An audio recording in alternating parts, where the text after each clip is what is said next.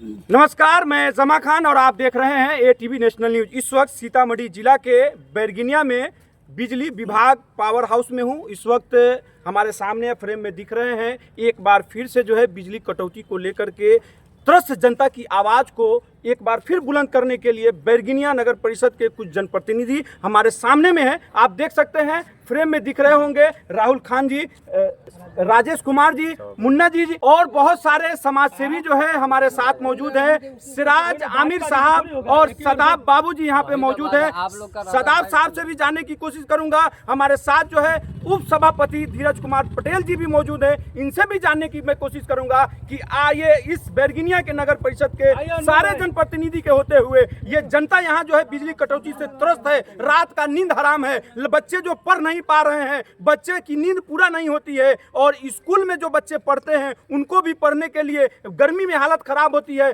पंखा नहीं नसीब हो पाता है। आखिर इसकी वजह क्या है? ऐसा तो नहीं है कि यहाँ की जनप्रतिनिधि या बड़े जनप्रतिनिधि हो, लोकल हो, सांसद हो या विधायक हो, क्या आप मौन क्यों है? आपकी आंखों में नींद क्यों है? आपकी आंख क्यों नहीं खुल रही है? क्या जनता जो बिजली की कटौती से जो त्रस्त जनता है वो आवाज बुलंद करना चाहती है, लेकिन आप उसकी आवाज को लेकर के जो है यहाँ के विभागीय पदाधिकारी से आप मिलते क्यों नहीं है? क्या आप मिलते हैं? आपकी बात नहीं मानी जाती है, उसको इग्नोर किया जाता है। मैं यहाँ पे बहुत सारे जनप्रतिनिधि हैं, इनसे एक एक करके मैं जानने की कोशिश करूंगा। हमारे सामने में सबसे पहले राहुल खान जी हैं, जो इन्होंने आज आप देख सकते हैं ज्ञापन लेकर के जो है यहाँ के एसडीओ को देने की कोशिश किया। इन्होंने एसडीओ साहब जो है यहाँ पे अनुपस्थित हैं, हो सकता है कि किसी कारणवश जो है क्या बोलते हैं सीतामढ़ी में मीटिंग को लेकर के गए हुए हैं, लेकिन इनसे जानने की कोशिश करेंगे कि ये ज्ञापन जो सौंपा गया है, जिन्होंने रिसीव किया है उन्होंने क्या किया, क्या आश्वासन दिया है और किस चीज को लेकर के जो है यहाँ पे आप आए। देखिए, सबसे पहले हम यहाँ पे उपस्थित तमाम साथियों का एवं मीडियागण का दिल के गहरे शुक्रिया अदा करते हैं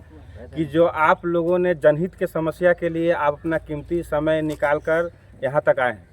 विशेष रूप से आज हम लोग इसलिए उपस्थित हुए हैं कि बैरगिनिया नगर परिषद इतना घना आबादी होने के प्रखंड बावजूद भी और इतना विकसित होने के बावजूद भी यहाँ लाइट की इतनी गंदी समस्या है कि 1 मिनट भी बारिश होता है तो घंटों घंटा लाइट कटा होता है। यहाँ अधिकांश ऐसा हो रहा है कि आपको पोल पर घंटों घंटा लाइट कटा रह जा रहा है, किसी फेज में कटा रह जा रहा है, जिस जैसे मूसा चक भकुरहर फिलर में घंटों घंटा लाइट कटा जा रहा है।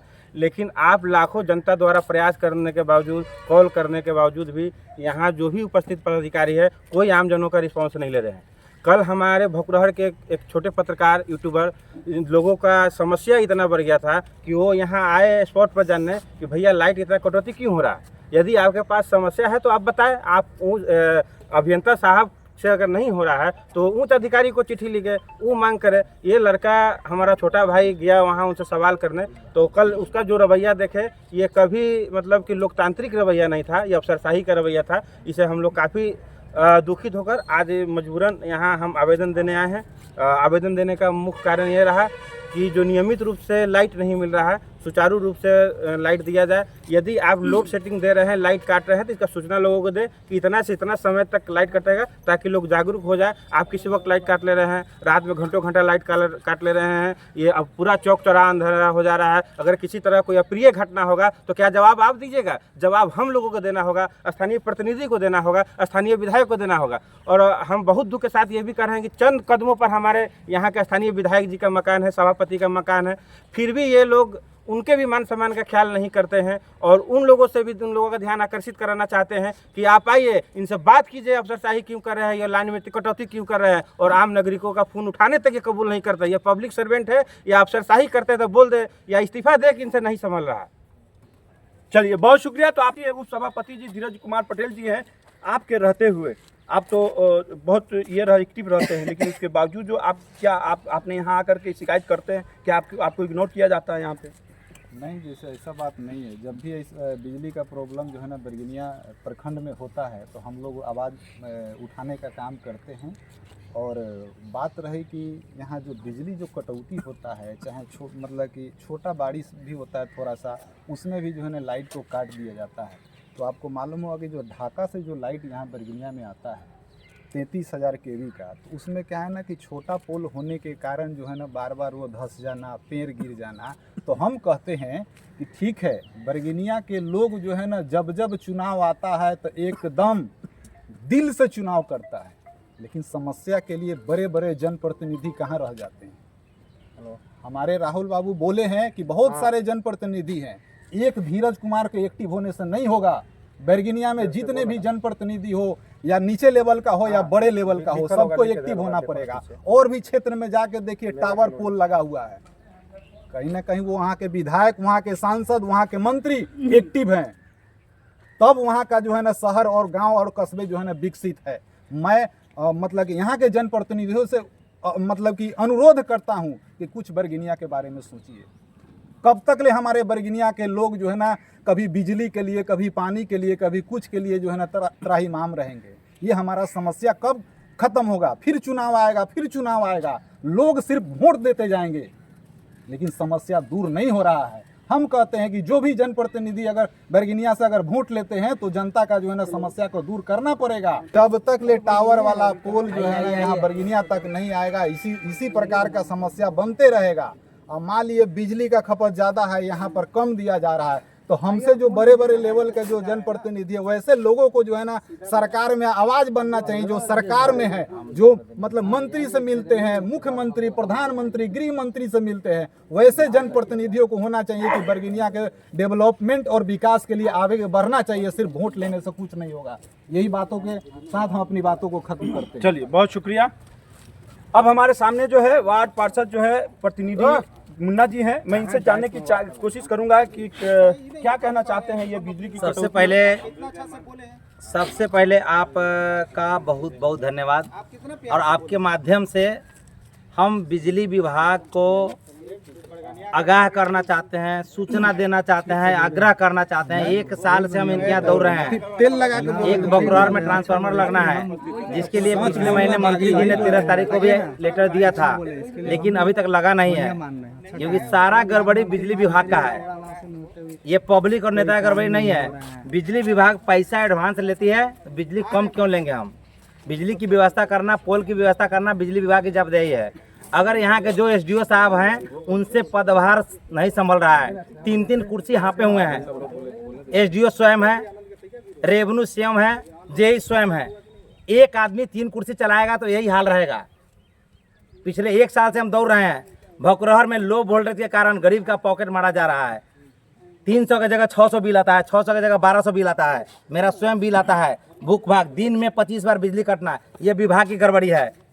ये विभाग की सरासर लापरवाही है 100%।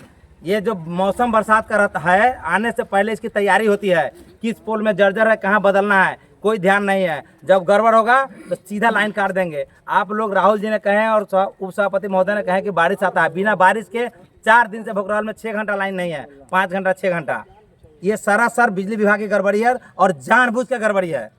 सारे कर्मचारी की गड़बड़ी है, एक का नहीं है, सारे के सारे जो इसमें लगे हुए हैं, छोटे पदाधिकारी हो, बड़े पदाधिकारी हो, इसके ऊपर जिला में बैठे हुए हैं और मुजफ्फरपुर में बैठे हुए हैं, सभी की लापरवाही है। कोई देखने वाला नहीं है, कोई सुनने वाला नहीं है जनता का।